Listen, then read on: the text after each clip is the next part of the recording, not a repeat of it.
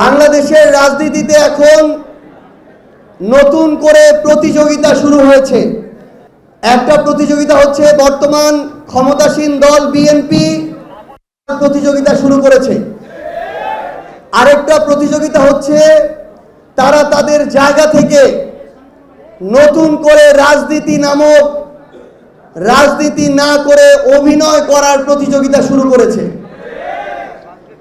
একদিকে তারা আওয়ামী মাফিয়া আইভির মতো মানুষদেরকে নেগোসিয়েশনের ভিত্তিতে জামিন দিচ্ছে, বদির মতো মাদক মাফিয়াদেরকে জামিন দিচ্ছে।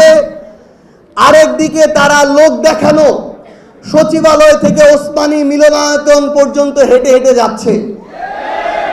আমাদের পুরো বাংলাদেশের মিডিয়া যখন হেঁটে যাওয়ার দিকে নজর দিচ্ছে, তখন বাংলাদেশের প্রত্যেকটা জেলায় আওয়ামী লীগের অফিস খোলা হচ্ছে। বিকাশ পেমেন্টে 10,000 টাকার বেশি অফার, শপিং চলছে তো।